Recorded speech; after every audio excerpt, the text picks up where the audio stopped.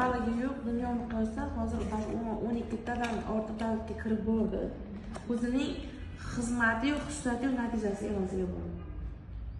Onangizga deyapsiz, nima uchun insult bo'lamiz? Nima uchun biz davolaymiz, deb insult bo'lamiz? Nega yurak davolaymiz, infarkt bo'lamiz? Nega jenskiy davolaymiz, miyovini charlamiz? Asli biz kasallik ketib chiqqan sababga e'tibor bermaymiz.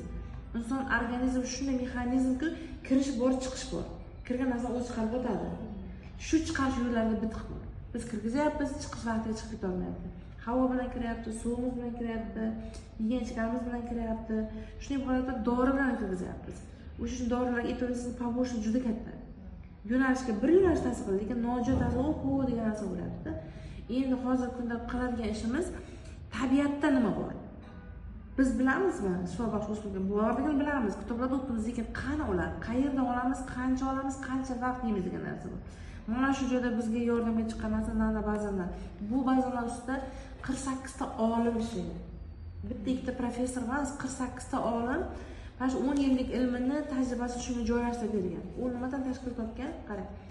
O'sha o'rganish joyida 2000 dan ortiq shifobaxsh o'simliklar o'rganadi va bizning tanamizga eng kerakli, eng samara beradigan ajratib olish uchun jamlab bergan. Qanday qilib jamlangan?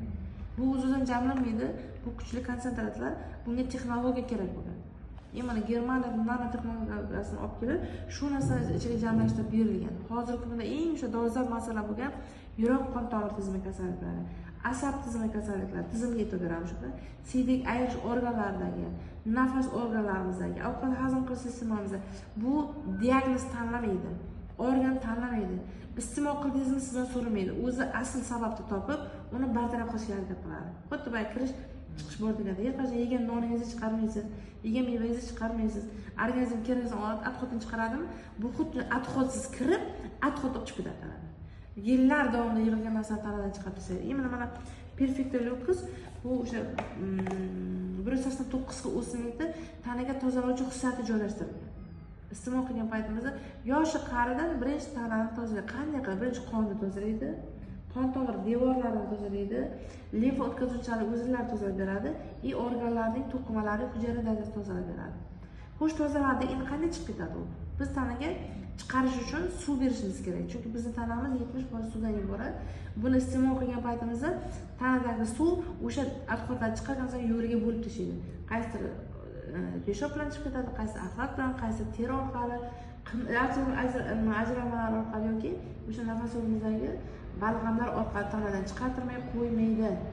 Ana shuni organizm tozalanadi, yayraydi o'zini. Yuz tozasiz qanaqa maza bo'ladi? Ochib, xuddi tanamashda qiladi. Xo'sh, tozalangan joyga kerak narsani berishingiz kerakmi? Endi Vitality Lux mahsulotimiz tarkibida esa shuni tozalangan joyga kerak narsani to'ldiruvchi narsa bunga joylashtirilgan. Ikkalasi birga tiklaydi, davolaydi, sog'aytiradi. Ko'ryapsizmi? Bu kishi siz ham shu narsani iste'mol qilasiz, bu kishining onalari ham shu narsani beradi. O'zlari ham shu narsani iste'mol qiladi. Hali bu kishida insult yo'q yoki boshqa muammo yo'q, shunchaki tanamni tozalamoqchiman degan inson ham shuni iste'mol qiladi.